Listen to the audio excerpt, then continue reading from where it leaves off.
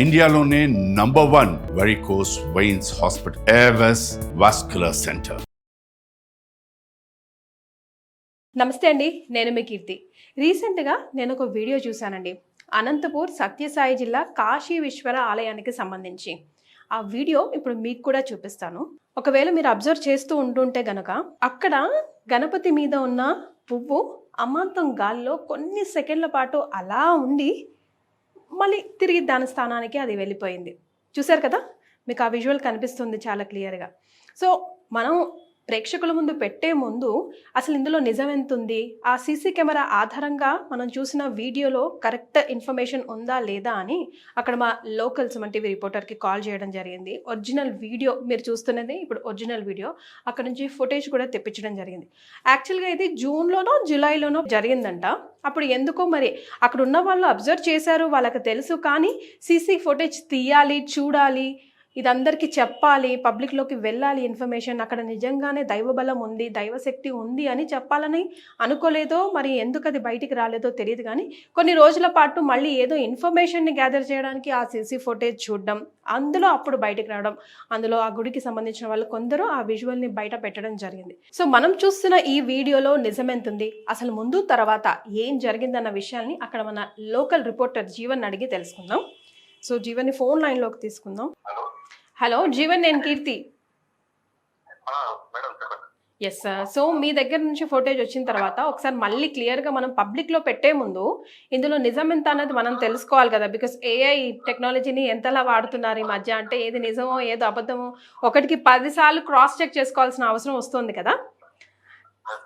So మీరైతే అక్కడ ఉన్నారు అదే జిల్లాలో కాబట్టి అసలు ఏం జరిగింది ఒకసారి ఇన్ఫర్మేషన్ మీరు అర్చకులతో కానీ అక్కడ ఉన్న వాళ్ళతో కానీ మాట్లాడారా? ఏదైతే మనం విశ్వంలో చూపిస్తున్నటువంటి కాశీ విశ్వేశ్వర స్వామి టెంపుల్ ఏదైతే ఉందో దానికి ఇక్కడ స్థానికులు చెప్పినటువంటి కథనం ప్రకారం అయితే చాలా విశిష్టత ఉందని చెప్పుకోవచ్చు. ఎందుకంటే కొన్ని వందల సంవత్సరాల క్రితం శ్రీకృష్ణ దేవరాయలు పెనుగొండను రాజధానిగా చేసుకుని పరిపాలించినటువంటి కాలంలో ఏదైతే కొంతమంది ప్రజలు కాశీకి వెళ్ళలేనటువంటి పరిస్థితిలో ఉన్నవారు యొక్క కాశీ విశ్వేశ్వర స్వామి ఏదైతే ఉన్నారో ఆ యొక్క స్వామి యొక్క విగ్రహంను కాశీ నుంచి తెప్పించి ఇక్కడ ప్రతిష్ఠించడం అయితే జరిగింది.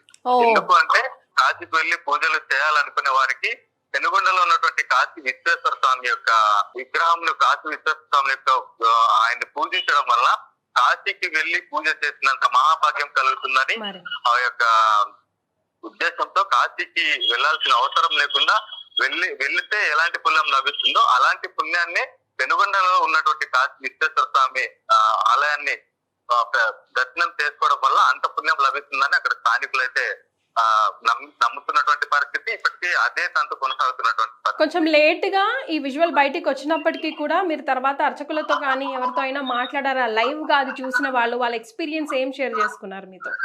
అయితే ప్రధాన అర్చకులు మన దగ్గర మాట్లాడినటువంటి విషయం ఏంటంటే ఈ యొక్క పూర్తి ఈ టెంపుల్ కి దేవాలయానికి ఏదైతే విశిష్టత ఉందో ఈ యొక్క విశిష్టత చాలా ప్రత్యేకమైనది.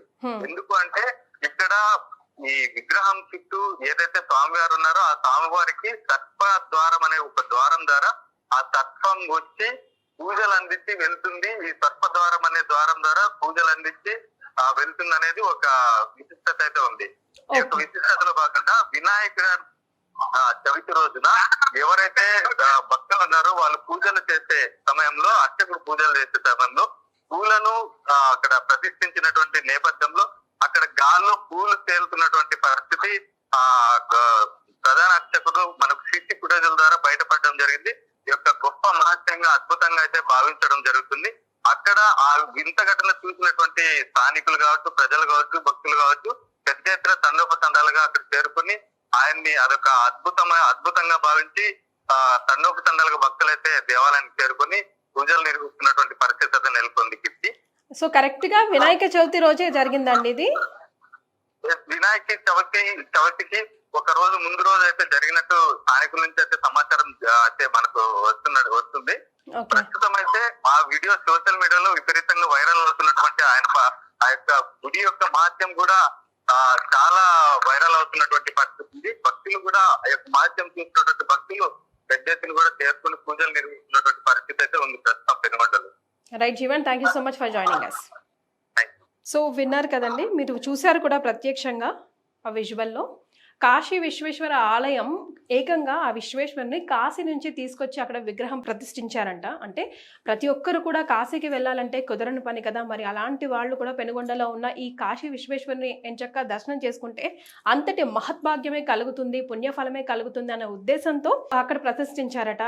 అలా ఆలయానికి విశిష్టత ఉంటే వినాయక చవితి ఒక రోజు ముందు వినాయకుడికి పూలు సమర్పించిన ఆ విజువల్లో మనం చూస్తున్నాము. అమాంతంగా కొన్ని ఫ్యూ సెకండ్స్గా మనం ఆ విజువల్లో చూడొచ్చు. పువ్వు లేచి అలా గాలిలో ఉండడం, ఆ తర్వాత తిరిగి కింద అయినా పడిపోవచ్చు కదా, కాదు మళ్ళీ అక్కడే అలా ఉండిపోవడం, విగ్రహం మీదే ఎక్కడి నుంచి అయితే లేచిందో అక్కడే ఉండిపోవడం ఆ విజువల్లో మనం క్రిస్టల్ క్లియర్గా చూడొచ్చు.